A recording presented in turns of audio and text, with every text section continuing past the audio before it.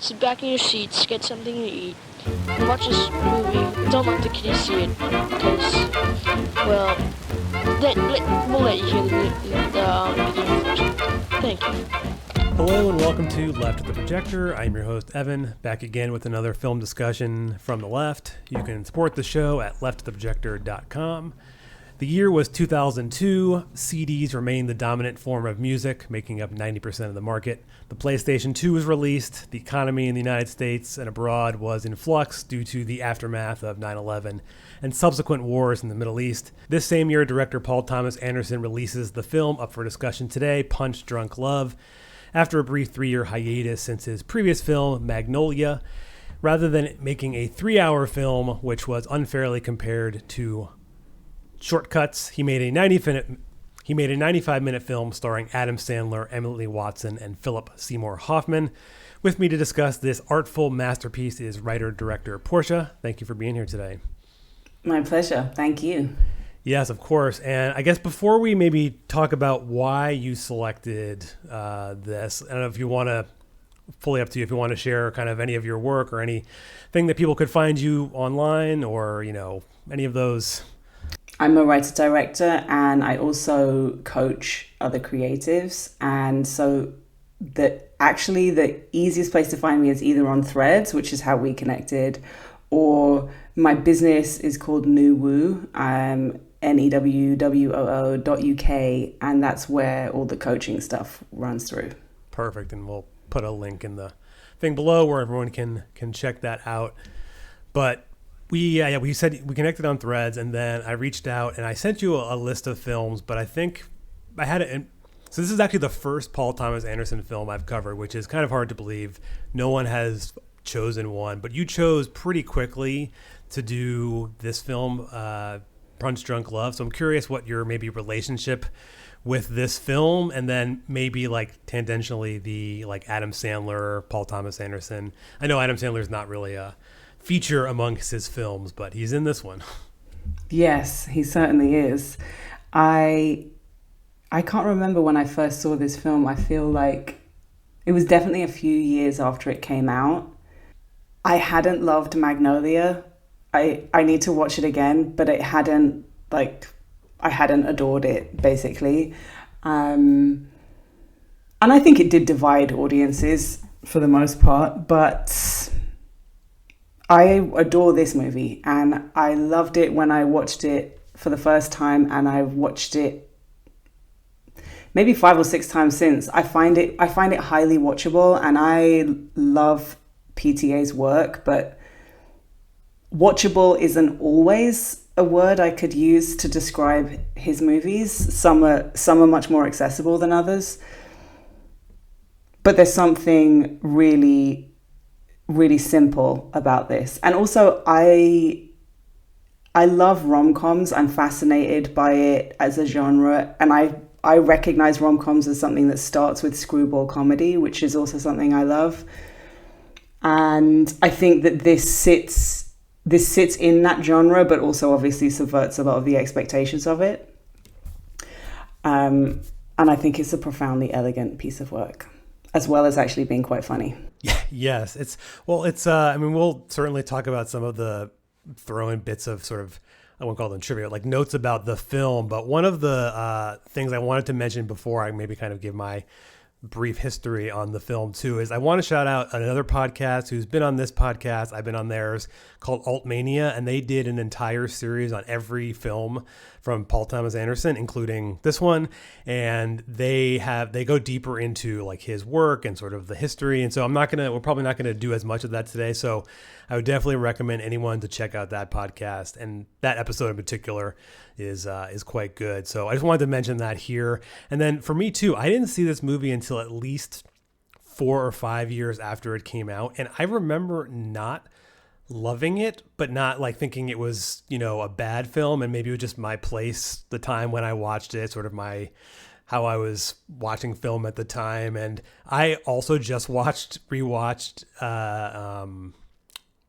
Magnolia about a week ago, and I liked it a lot more than I had remembered liking it. So it is I would recommend going back and checking it out again. I think it's it's maybe not as accessible and watchable, 3 hours and 5 minutes versus this is 95 minutes. And I just think this film is like I think I put in the notes, it's like kind of a work of art, so much different than any of his 3 previous films like Boogie Nights, Hard Eight, Magnolia. All were more personal and more, somewhat historical. Boogie Nights, has his historical kind of play in it, where this is just like a subversive rom-com that has some of the most beautiful cinematography and music and acting performances, and having people say like, oh, Adam Sandler can really act.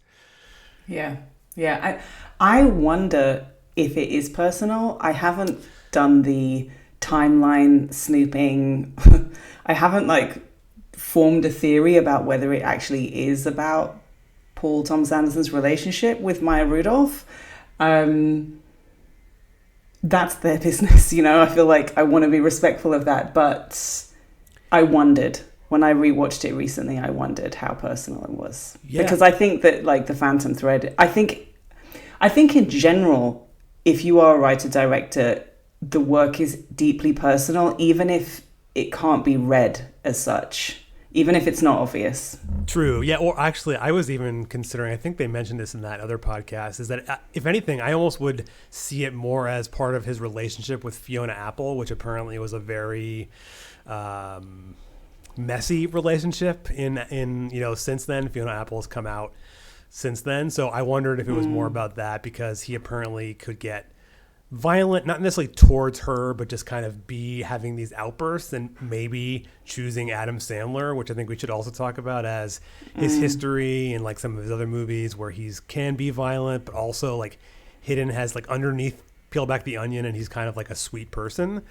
And I think that's kind of the Adam Sandler character in this. He has these outbursts, but he is a deeply sweet person underneath. Absolutely. And very lonely. Yeah, I wrote lonely in my notes. I can't tell you how many times. Yeah. And he says it. He says it when he calls the call girl, I think. Yeah. That he gets lonely. That he gets lonely and wants to talk to someone. And I think that it's maybe beyond or deeper than loneliness. He's alienated. And you can speculate as to whether he alienated himself or the world alienated him, or a bit of both. But he part of his sweetness and part of what makes the performance so compelling and the movie so watchable, in my opinion, is what a performance he's doing, the character is giving, and trying to make it work, trying to make his communication work, trying to make the relationships work the way that he thinks they're supposed to work when they're clearly not working. So even the way that he speaks to his employees and then when he's remember that I want to tell you about the guy in Toledo, and he's doing a performance of a boss, and it's funny and it's painful for him, but it's funny for us, which is the definition of a lot of comedy, especially Adam Sandler comedy. Yeah, it's I think one of the things that I noticed when I watch it, maybe more this time in general, is he deeply wants to fit into society as a whole, and maybe, as you say, it's a performance for him to be able to do it. He doesn't actually fit in. He's pretending, his conversations with the customers, where you don't actually see their faces, you just kind of see the point of views from behind his customers. You're watching him perform a customer call, and then constantly a bunch of his sisters are calling, and it's very funny. But he clearly has no way to fit into society, and he doesn't know how to. His sisters also mention he never they want him to come to this birthday party, but he doesn't go out ever. It seems they make it seem like he doesn't leave his house ever, except to go to work and go home and go to work and go to home. He's yeah. I mean, I think that the film is a fantasy. It's a very tight couple of days in its time period, and it's grounded in some ways, but in other ways it is just a fantasy that exists on its own terms. So time and space don't actually behave in a normal way. Like he appears in Hawaii and says, "Take me to where the beaches and hotels are." and that's right. You know, like Hawaii it's not logical. And it's the same when he, and I think actually on this rewatch, I realized that one of the things he does with the moving watercolors, the like arty, colorful things that happen in 3 interludes, is the third one allows Adam Sandler's character to suddenly appear in Utah, like yes, with the phone. Oh yeah, he still has the phone. The phone thing is, and so, you know, it's not an ungrounded piece of work, but it completely has its own like logic in terms of time and space, and the suit. You know, the suit remains immaculate the whole time, so it's not reality. There's some parts of it aren't logical. It's funny you mentioned that. I watched this movie, I don't know, a year and a half ago, just as a rewatch. It had been a while since I'd seen it, and I actually thought as I was watching it, like, is his relationship with Watson actually real, or is this simply a dream fantasy he's having of like wanting a relationship with someone? And so in my head, I was like, is all of that just kind of not happening? Because all the times he's in the hallways and the colors, and he goes through when he flies to Hawaii too, it kind of seems like it's magical. Like, is this real? And I guess you could, in a reading, say it's not. Like, that's all kind of a fantasy. But I like to believe that Adam Sandler does find true love. Me too. But I think that's why it does this. That's why this movie contributes something to this genre of like love stories and rom-coms. Isn't that what falling in love is like? Like, isn't that what encountering someone who radically changes you, for maybe the better and the worse? It's intoxicating, right? Like, it impacts you on multiple levels and in ways that don't make sense. Right, that's true. And that's why I find it romantic and funny. Yeah, I think. And like the funny is such a different kind of humor. And what's interesting is I've read some things that Paul Thomas Anderson had like a big fan of Adam Sandler's like early work, you know, his films. And I think preparing for this, he also went and sat in like the writer's room at Saturday Night Live to kind of see, you know, kind of how he ticked and that kind of thing. And him wanting to make a movie with Adam Sandler is like both extremely funny, but like a different director could have wanted to make a serious movie with him and not nailed it. Whereas he took him and like molded him, or I don't know, maybe just deep down in Adam Sandler, he has this really good acting chops. I mean, he must. I mean, the performance is pretty immaculate. And I'm not sure what I'm trying to say is just that it's kind of amazing that he brought him in to make this movie and then just made like something that was so captivating. And I wrote in my notes too that like the art direction, the soundtrack, the directing, the acting is all so deeply in sync, and it's so much different than his previous 3 films before this. Boogie Nights, Hard 8, and then Magnolia. It's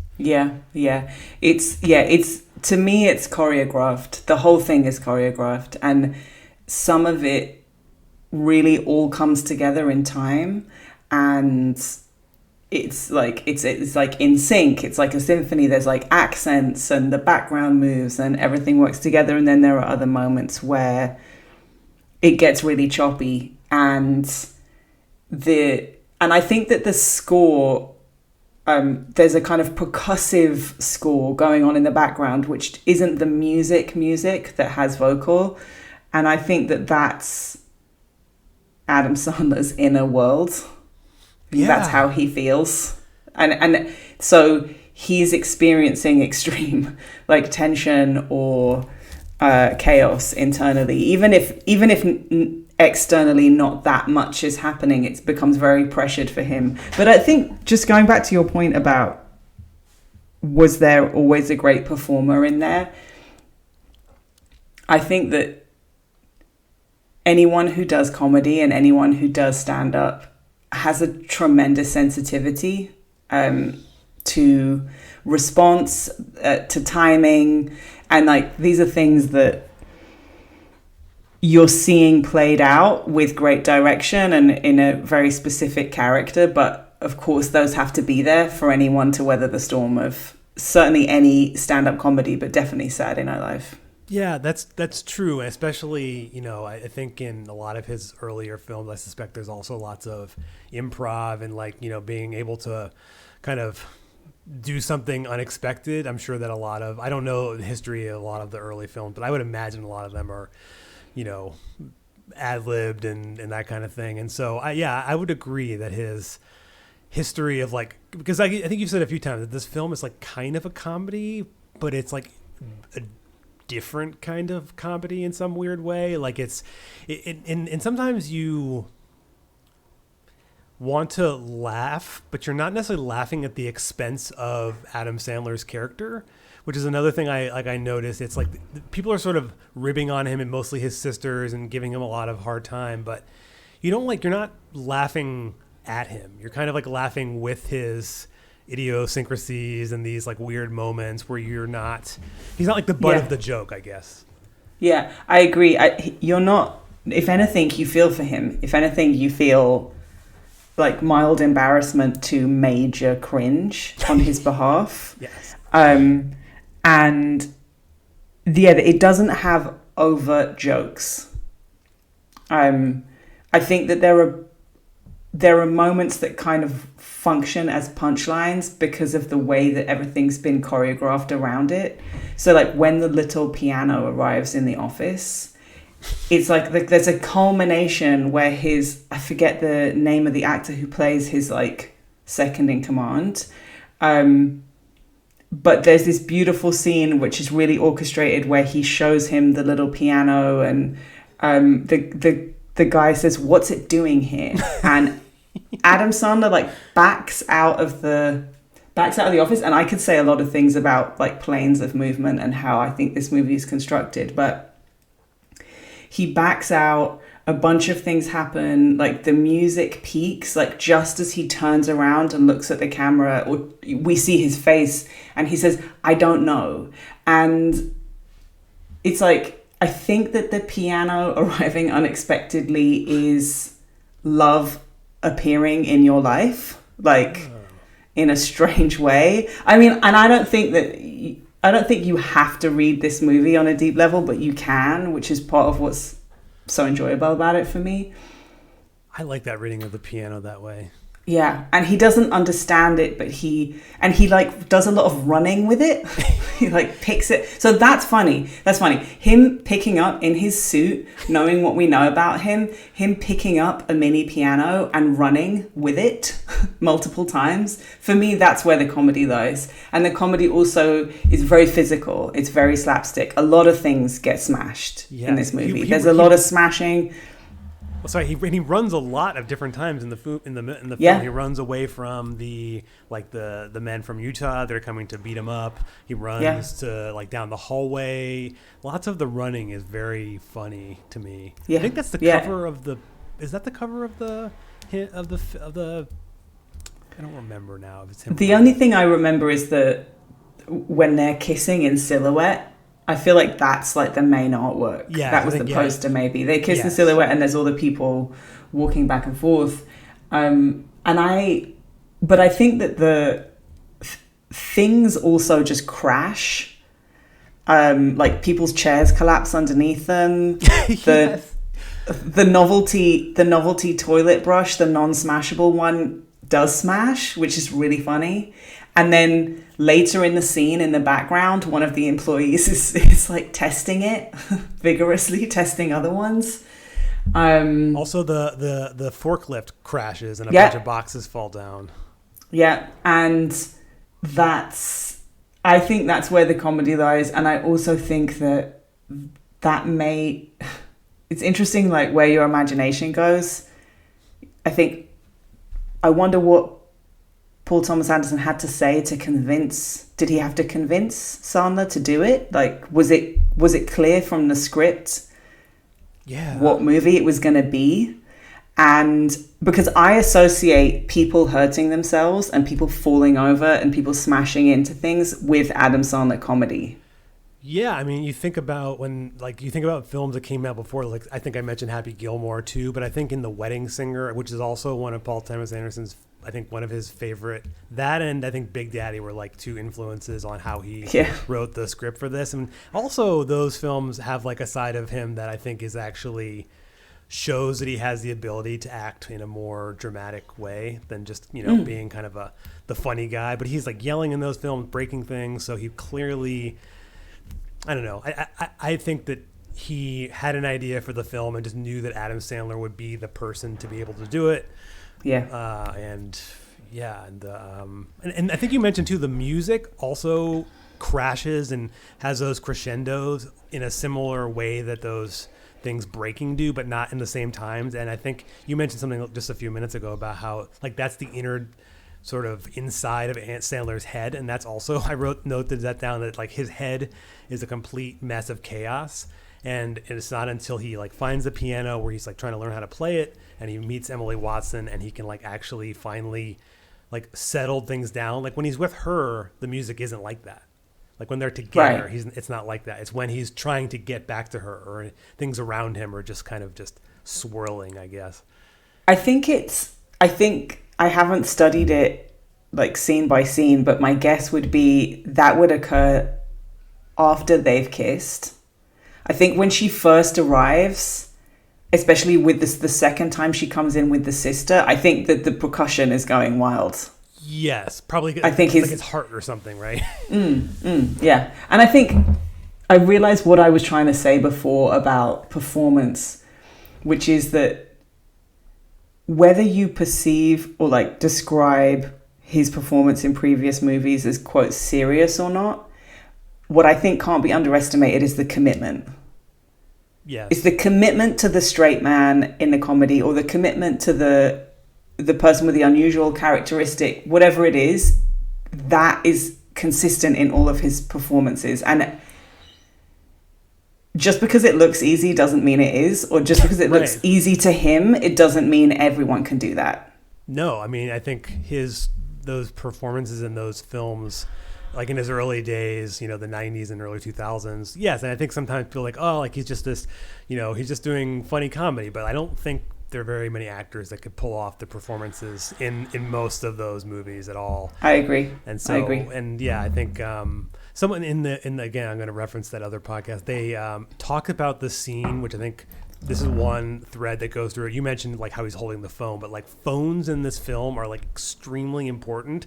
And I tried to look up, didn't get a chance to. It's like, I wonder how cell phones were starting to become more commonplace, not everyone had a cell phone, but like maybe business people had them and things like that. But in this film, they use cordless phones like at his house and his apartment, and then the corded phones in his office and things like that. But the very first time I think you see the cordless phone is in his apartment when he calls the call girl, and he's talking to her and he's pacing around. And they were talking about how incredible that entire scene is one single shot. And to be able to pull that off as any actor would be really difficult. And not only is that scene amazing, and I think one of the best scenes is just because the way he's recalling all this information, he's moving back and forth, he's extremely nervous, but also extremely calm. There isn't really any music going during that time, which was notable to me. And I don't know, that scene is just, I mean, that's also kind of like the scene that sets off a lot of the, trouble he has for the rest of the film. And I think it's one of the first times you see the camera move that way. I think the camera moves in that scene in a way that it hasn't up till then. Yeah. It follows him, and it again, like I haven't done like a shot by shot breakdown, but the first couple of scenes, the camera moves, but it moves in a very, very steady way. Or in a very choreographed way, round corners, like it looks round the corner onto the street, and then it waits really patiently until the car crashes. And it does what it does throughout the movie, which is it looks at things kind of, what's the word I'm looking for? Peripherally? It's at a right angle. Oh, okay. It's tracking back and forth and sometimes curving around. But the scene where he calls the call girl, it moves differently. It follows him basically, and it doesn't cut. And yeah, that's the anomaly. That's the thing that causes the ripple in the pond, so to speak. Yeah, you feel like you're walking with him as the camera's moving around, and also in those scenes, and like especially like the garage or the warehouse, whatever you want to call it, they also seem to move like more sharply back and forth. Like they have him in the office, and then he moves over there, and here he's like slowing down, but he's already met. Has he met Emily Watts? Yeah. He meets her straight away. Right in the first scene, yeah. And also the other camera shot that I love is when after the car crash or the truck crash, they have the camera go in like all four directions in the street. They just kind of like it goes in all those, and it's actually was like jarring because none of the other shots in the film, like he just plays with so many different angles in this. Which is why in including the music and the colors, just especially blue, like his suit's blue, like a lot of the color palette is blue shaded. Just like that's why I view it as really not just like a film. Like there aren't many. When I look at all of his Paul Thomas Anderson film, like this one is like the one where I say like this is like a painting, like a piece of art that I can hang on my wall. Whereas the other ones are all great, like There Will Be Blood and. All of the Phantom Thread, like they have different aspects to them, but this one is like artful, unlike any of the others. So, yes, I agree. I think in general, his work, especially the way that scenes are composed and shots are composed, and I think I'm probably thinking about The Master more than anything else, has the ability to kind of reorganize something in my brain, at least on a weird unconscious level. And that's the charge of his work, which makes it kind of mysterious and very rich. And I think some people can make it inaccessible depending on how much you've surrendered to the movie. Basically. And I really enjoy his work. I like surrendering to it. But for me, there's something here, and I think it's really held by the sound, by the music. Yeah. I think that if you took away the music, I don't know if it would be enchanting. I think it would still be really beautiful because it is undeniable, the use of color and the use of light and dark as well. There's just amazing. In those first, like the opening 5-10 minutes where he moves out into the sunny light of the morning, and then in moments he retreats into the shadow of the, whatever it is, his workshop, his workplace. That's happening again and again, the use of light and dark. Yeah, I wrote in my notes as that opening, like that he keeps moving like from within the darkness into the light, but he like can't stay in the light. He has to keep retreating. And I guess you could say, like, at the end, he finally comes out maybe completely. Like, I think Emily Watson's hallway, like, in her building is also extremely bright. I mean, you never actually see the inside of her apartment. You just see, like, the doorway. But somehow, like, but then is he, like, retreating again? I don't know. But to go back, like, briefly to, like, the phones, like, what do you make of... Because we talk about so he has the scene with the call girl, but then there's multiple other times when he's using a phone, and then especially later when he goes to Utah, he literally is still holding the phone. At the hospital, he's still holding the phone, and then eventually he just like gives it to someone and just like walks away. And somehow, like I've seen people have like different theories or just kind of different takes on it. In some ways, like my idea was it's sort of like this object is some kind of like comfort to him that he needs to. He's always communicating with his sisters and business people on the other line, but now he finally doesn't. He found someone like in real life, he doesn't have to like communicate that way, but it's also like a comfort thing. I don't know. I'm curious what you think of the phone and if it like is significant. I mean, it must be, or even if it's arbitrary, it's fine. But I think it's a good point. I think there's comfort in it. And also, like, what phones used to mean, what landlines used to mean. Yeah. They're so tactile. And, like, not to go on too much of a tangent, but that movie, September 5th, about the Munich Olympics.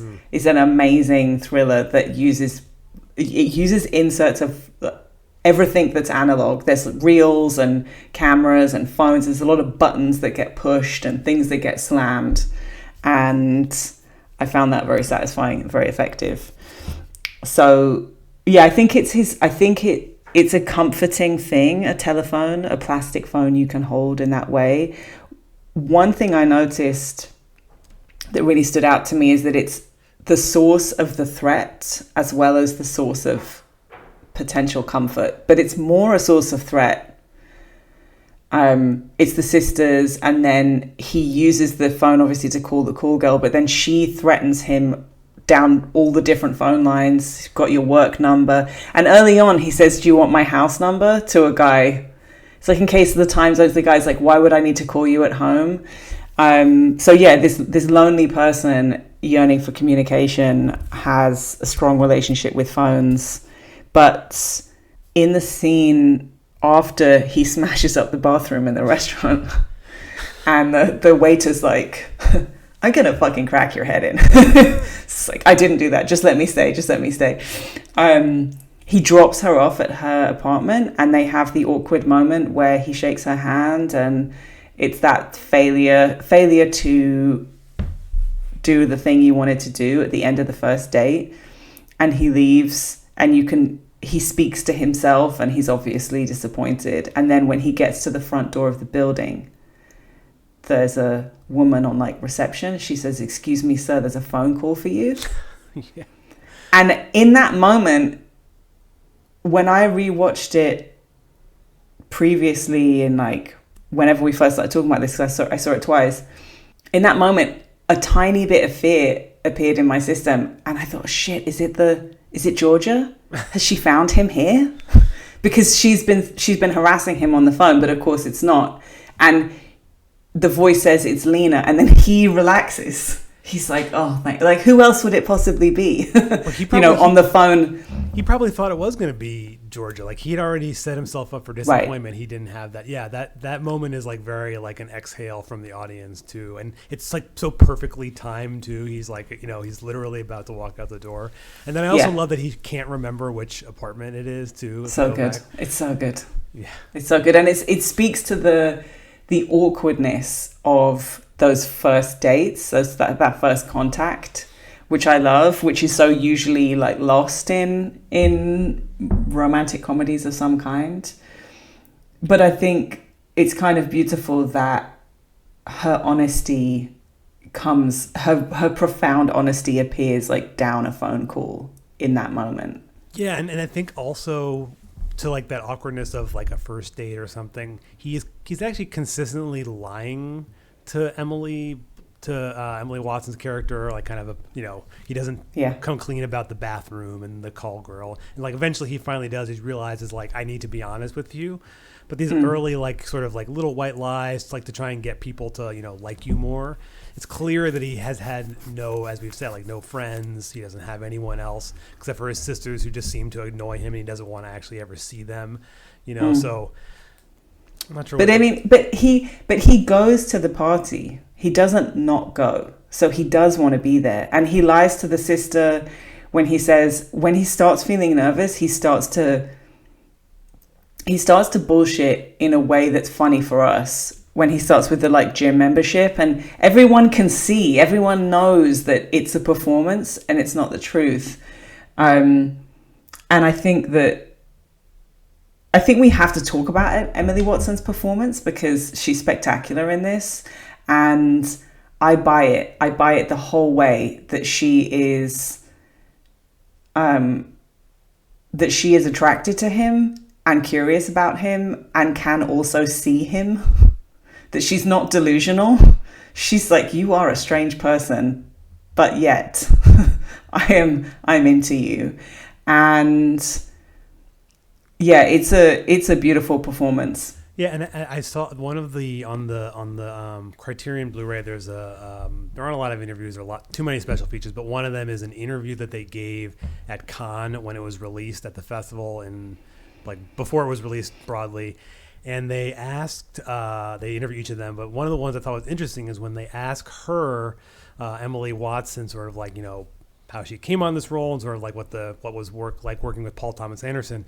And he told her, or she said that he told her to kind of like act less, almost like do less than you normally do and be less dramatic and just kind of, I don't want to say play it straight, but just kind of tone it down. And it almost like is toned down to the point where like it is obviously still acting, but it's like to the point where you do believe it. Is she just kind of this very calm, measured person? Because if she had been anything more dramatic, it doesn't really work with Adam Sandler's being very chaotic. Like it's almost like she's like the calmness that he needs like in his life, and like eventually things calm down. So I just thought an interesting direction for her is to do less.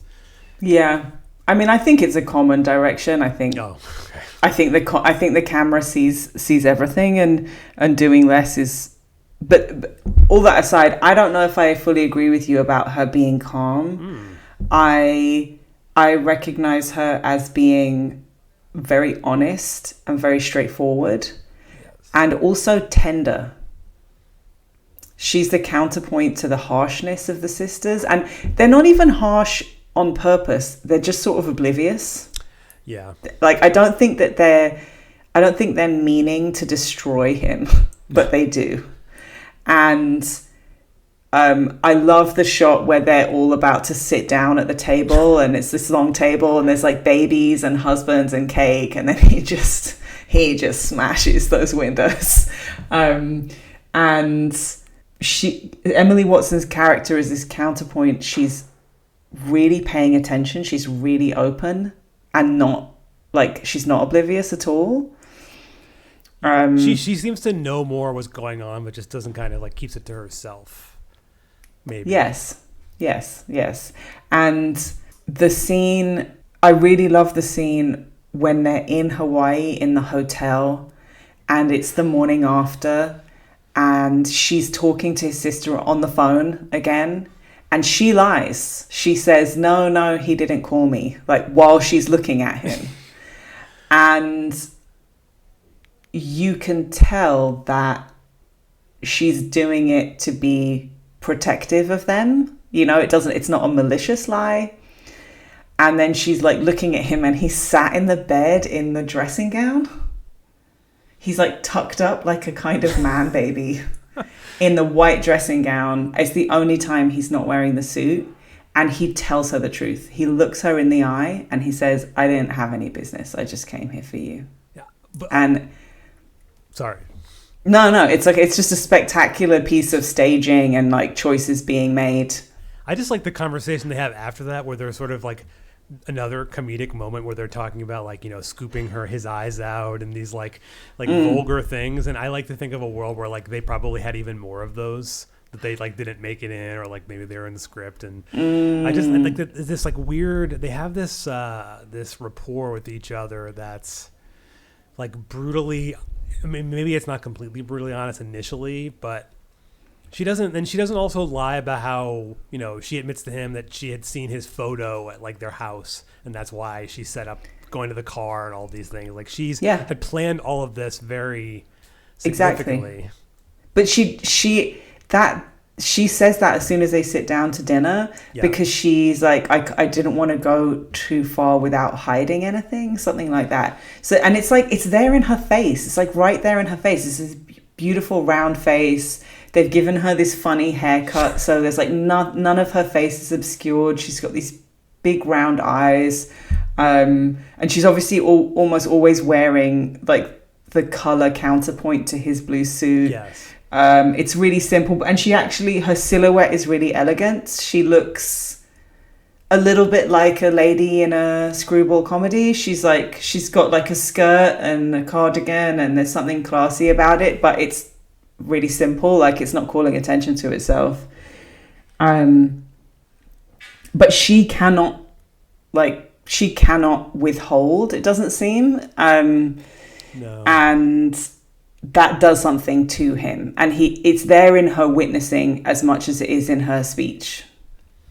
Yes, yeah, her performance is incredible in this. And I think since we're talking about some of the other performances, I want to also talk about Philip Seymour Hoffman in this, who isn't in too many scenes, but like pretty much any movie he's in, he always steals the show and anything he's in. And so he's like sort of like the boss of this sort of call girl operation, which is clearly like a whole scam he's running. I mean, it does seem like it's only the Georgia character, but maybe there's others as part of this little group. And he owns a discount mattress store in Utah. And if you can go on YouTube, you can find that there's actually a commercial they filmed for his mattress store that didn't, make it into the film or anything like that, where he's playing guitar on a roof and jumps off the roof onto a stack of mattresses, but then falls on the ground, and they are still filming the commercial. And he's like, "Hey, I'm okay." It's, it's great. And he plays. But can I just interrupt you? Was that supposed to be in the movie? No. I think they just filmed it for fun. All right, great. But I think in the other podcast they mentioned that it would have been really funny if they could have somehow weaved the commercial into the background of some scene. But they alluded to the fact like it's in Utah. They wouldn't play a Utah commercial for mattresses in California. That would make no sense. So I don't know how they could have done it, but it would have been really funny. But loads of things don't make sense in this movie, so it would have been fine. Yeah, they could have just I think they commented that like wouldn't have been cool if Adam Sandler was at a laundromat doing his laundry and like the commercial in the background was just playing the Philip Seymour Hoffman mattress commercial or something like that. And it's very, very funny. But I think what I was getting to is like, so we talked about how Adam Sandler sort of has this anger kind of component to him, but then he sort of like meets his match for the only time in the film when he has the phone call with him where they're both just like absolutely shouting at each other. It's one of the funniest scenes in the entire film for me. It's just, I love Philip Seymour Hoffman, Gone Too Soon, of course, but he that scene is great, and he doesn't play a big role, but it's like the perfect, I don't know, like there's Emma Watson is sort of this more, not angry kind of person. Then you have Adam Sandler kind of having this internal anger and also outward anger, breaking the window and these things. Then you have Philip Seymour Hoffman as like this another level of rage. So I don't know what you thought about it. I think that there is an argument. I think there's a case to be made to screen this as a double bill with Charlie Wilson's War, so that you could just see Philip Seymour Hoffman shouting at people, which is medicinal from my point of view. Like watching that man unleash never gets boring. And I think that he understands how to wield his anger. Yes. And how to make it a threat and how to make it dangerous to other people, where Adam Sandler's character is like, this anger of mine is a danger to me and my relationships and my ability to make them. And I also think that, again, it's very elegant in its construction because the story is about this couple meeting. You don't want to leave them for very long or very often. And so it's like, it's the epitome of doing a lot with a little. Like, how do you anchor the truth of this threat in a very short amount of screen time? Yes. And the answer is to cast Philip Seymour Hoffman as an angry person. Yeah. And I love that scene, like when they're angering, but then also it's even better too when he goes to Utah to sort of like, I guess, settle things, which you mentioned earlier, is like he just somehow all of a sudden is in Utah. Like they don't show him driving, he's just there, and he has this like standoff where they're just kind of like looking face to face, and they kind of just agree to disagree almost, like I'll leave you alone, and you won't come here and threaten me, and we can move say on. That's that. Yep. Say that's that. such a funny phrase. Yeah. It's he's spectacular. It's occurring to me now that that scene culminates in them squaring off in profile, but it's the opposite of the profile of the lovers, because the lovers are in silhouette. Yes. And that happens twice. Him and Emily Watson are in silhouette in the bedroom, and then in the kiss when they meet in the hotel. But this is the other way around, that like you can see both of them and they're like nose to nose. Yeah. I don't know if that means anything or if it's just that same thing of like light and dark, and Yeah, I mean, he definitely comes back to a lot of these same sort of methods of showing like the different contrasts, just like the way he's showing so many contrasts of light and like the kind of like the don't know the term of like where it almost feels like the lens is like kind of like burning out with just that like bright white light. Like especially the very opening scene shot when they're the truck, and then when he's going to Hawaii down the runway or whatever, the little there, and just like those bright lights, and then the opposite of sort of like the dark and dingy garage, the dark and dingy back room at this mattress store, and all these different places. Yeah, I mean, I think that this movie uses lens flare in a really beautiful way. Yeah, but it's like everything else is timed, so it hits at a perfect moment, and I don't think it's gratuitous, and I don't think it's making it look good for the sake of it. I think it's being used intentionally, and I think a million people put lens flare all over music videos just to make them look shiny. And that's fine, there's nothing wrong with that, but like there's that single shot again, the elegance of it is one shot as he decides when he goes to Hawaii, and the thing that I love is that he realizes that the pudding plan isn't going to work because they want 6 to 8 weeks, and so he's furious and he's pacing around again on the phone, bad news coming down the phone, and then he abandons the plan and he hangs up the phone and he says to his colleague, "You're in charge, I'm just going to go." And it's so sweet. His colleague's like, "You're going to Hawaii? Congratulations! That's so wonderful." Yeah. And he cuts straight to Sana walking down the walkway with his ticket in his hand, and the camera like pivots and follows him. It's just so simple in its construction. And then there's like one single shot of him on the plane. He's like, "I've never been on a plane before. What's that noise?" He's like, "I don't know." And then we're in Hawaii. Yeah. And I think there's one thing that was just nudging me about Emily Watson's performance, which is that right at the end, when he goes back to her and she opens the door, she is so pissed. She's furious. And she says to him, "You left me at the hospital. You can't do that." And he apologizes for real, and she obviously loves him and gets over it, but a lesser director and a lesser actor would have missed that, and it's essential because she's real. I think she is real. I don't think she's a figment of his imagination, because she's that. If she was just fantasy, she wouldn't do that. Yeah, so it would have just been open arms, let you back in, like wouldn't have to forgive you. Yeah, but she's furious. She's like, "You fucking left me." There's a point. There's a line that you can't cross, and you crossed it, or there's something that you must do and you didn't do it. Yeah. And that is, again, it's why he is able to be honest with her. Yeah. Because he kind of has to be. Yes. Just going back very briefly to you mentioned the pudding plan.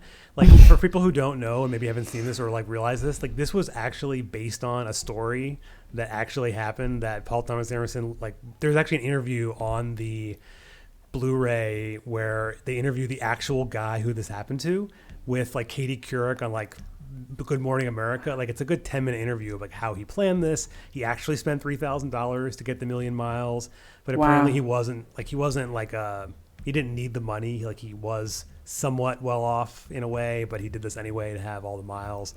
And I just love that back plot is in there. And like the scenes at the grocery store, which we didn't really mention, also is like, grocery stores are like super bright. Like I also love when he's like going back and forth.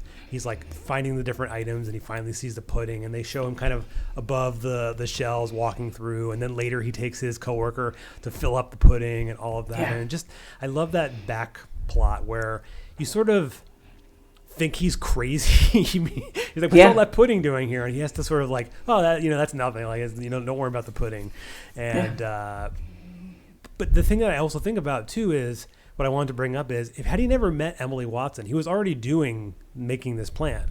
So what was he going to do with all of these miles? Like, who is he going to see? Like, he didn't really have any friends or anyone to go see, but now he, at the very end, is like, I'm going to use my miles to just travel with you. Like, I'm not going to work. Yes. I'm just going to go with you. It's like, what was going to happen if that didn't happen? You know, like Yeah, but that's the nature of like the mystery. right, you know? Of course. It's like, why did this tiny piano show up with this truck? And why did I decide to buy this suit? You know, he's like, I'm not really sure. I just thought it would be nice to dress for work. Like, he's clearly never worn that suit before. He sells plungers and he's wearing a beautiful blue suit. Right. And the scene where he's like, come on, what am I looking for? He's like, there's something I'm looking for. When he first sees the frequent flyer thing, and like he's trying to figure pudding is the thing, like the cheapest thing, and there's this error with the barcodes, and he tells her the story of it like it's this he says it's like a marketing mistake that he's trying to take advantage of before everyone else starts doing it, which is indicative of his worldview. And she says that's fucking crazy. And that again, it's this piece. She's really logical. She's paying attention. She's not delusional, but she is like willing to be amused. Like, it's like she finds everything really funny, and she has this kind of childlike delight at things while also somehow being an adult and being real, which I think is really important somehow. I think that's why she's attracted to him in like this way. Like, she sees his picture, like, okay, but then she meets him, and he's this like kind of quirky guy, and just, you know, it's something like it's fascinating to her, but not in like a cruel way. And so it's so funny when she says she's going to Hawaii and he lies. He's like, Hawaii, I was thinking about going there. Yeah. It's, again, I think if you look at this like a kind of mini extended trip, psychedelic trip, which is the kind of thing that like new love can induce in you. Like, why was all these things happening at the same time? Like, then there were the frequent flyer miles. Then I met a woman that flies a lot, you know? Yeah. It's this kind of moving tapestry that doesn't make sense, but does. Yeah. Yeah. I think I've been convinced that it's not a fantasy, but maybe it's like, it's a real fantasy, like just kind of like I hate to say that, like, self-fulfilling prophecy. It's not really that. It's just like the things all come together in a way that's so unexpected. You know, the piano, and then her like bringing her car because his job is next to this car place, and all of these things happening that are just so far-fetched, but somehow, isn't that what so many rom-coms are? Like, these far-fetched moments of like meeting someone and then like being separated and then somehow meeting again, and so that's it's like those rom-coms, but it's like, it's not grounded, but somehow it's grounded. Yeah, exactly. It's a masterpiece in that way. And I think there's also, for me, this piece about the background, the literal actual location. So I think I can think of twice, I feel like it happens more, where we have these huge trucks driving past, and first you have the car crash, and then the cab that arrives, and someone just leaves the piano there, and then it's as a huge truck is going by that he like takes it and runs with it, and there's another moment, the point being really that the background is in motion. Like, these trucks are so big that they look like walls, and they're rolling around. And I feel like it's sort of tectonic shifts, you know, like the landscape itself is changing and moving. Like, that's what happens when you meet someone who you really fall in love with, you know? Love Struck. And it's done in a really elegant way that like doesn't call attention to itself unless you watch movies the way I watch movies. I don't know. Yeah. Like, I think just opening with the crash too is sort of like maybe that's what it's like to, you know, meet someone, and then the piano is there to almost like play into the musical level of the film, and then all those artful shots at the beginning. It's like he did such a masterful, Paul Thomas Anderson, such a masterful job at just to opening the film with all these different sort of things that are going to then be like threads that are going to then be pulled throughout it. And yeah, I mean, I honestly can't say, and you know, you said at the beginning sort of like this film is like maybe the most watchable of all of his films. And I can't really think of any of the other ones like that are all very good movies, but I can't just like see myself just, you know, hopping down and watching There Will Be Blood or Boogie Nights necessarily. But this, I could be like, yeah, you know, I have an hour and 45 minutes. I'll watch this. And you know, it's just I think Licorice Pizza falls into the highly watchable category of his movies for me. Yes. And I love Inherent Vice. That's probably the one I've watched the most other than this. It's more of a mindfuck in terms of its plot, and I have to pay really hard attention to try and figure out exactly what's going on. But I love that movie too. I think that there's a tiny piece. Well, when I watched Licorice Pizza, I thought, this is if you had a friend and their parents were like a legendary couple who'd been together decades, this is the story of how they met. Right. Yeah. You know? Yeah. Like that couple that everyone is like, your parents are the best. And it's so funny that she's actually a couple of years older than him. It doesn't seem like anything when they're 65 and 68, you know, but 3 years in high school makes a really big difference. And I wonder whether maybe Punch Drunk Love comes in that category as well. Like that was the story of how we met. Yeah, that's interesting. Yeah, I've watched. It's funny. Sometimes I think that Licorice Pizza kind of gets lost. I think it also came out like, you know, a year into sort of the COVID and probably didn't get as much of the, I don't want to say respect, but like much of the viewership that it deserves. And yeah, maybe that's true.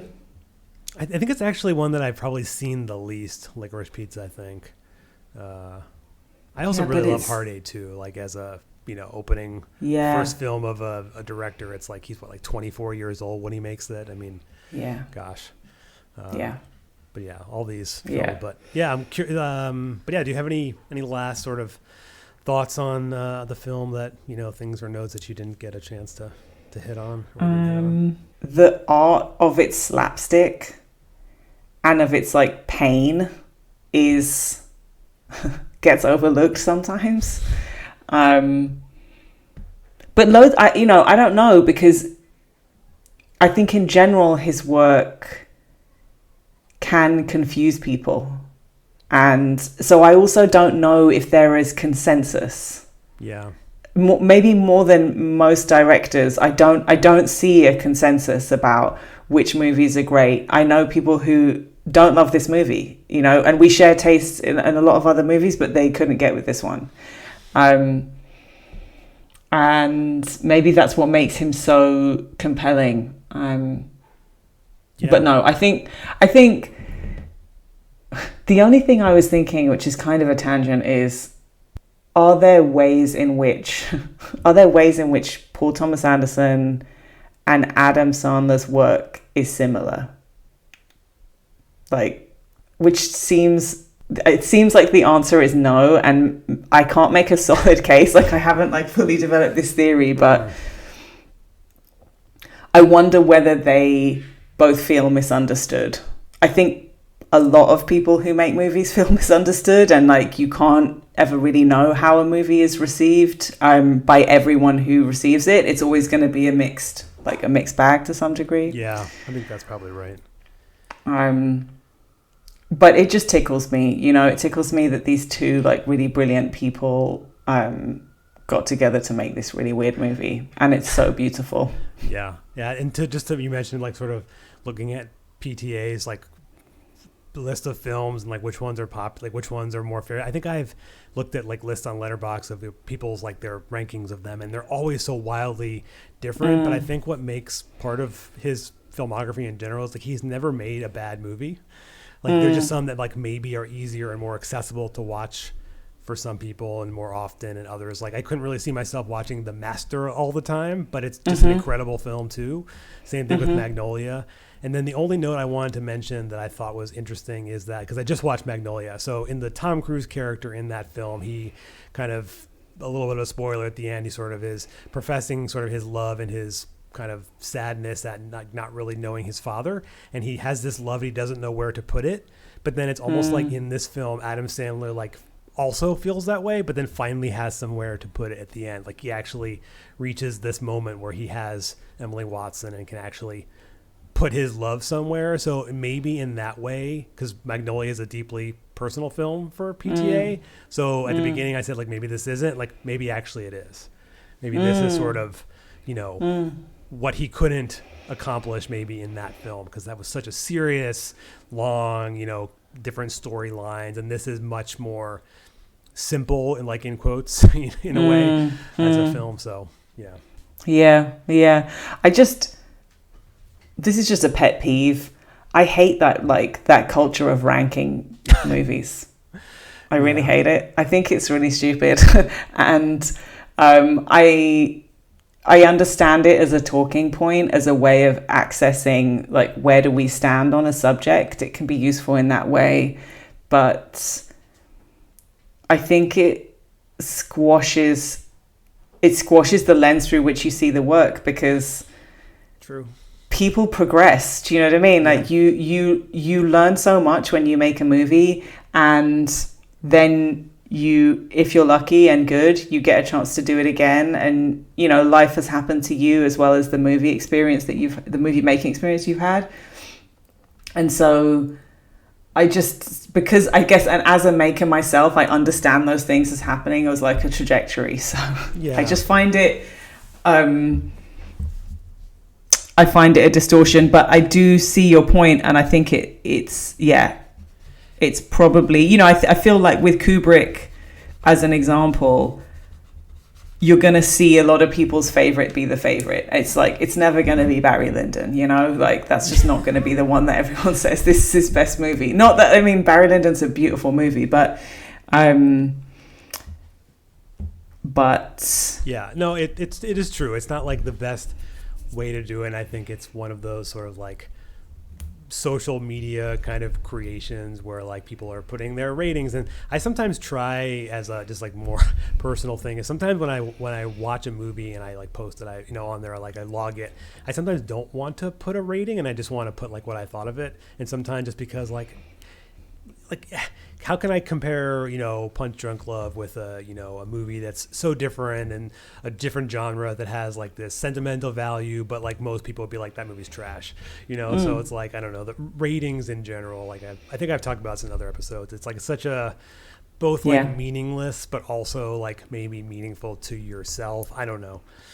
Yeah, I think for me, it's one thing to express your evaluation of something, which is a rating, but for me it's the ranking.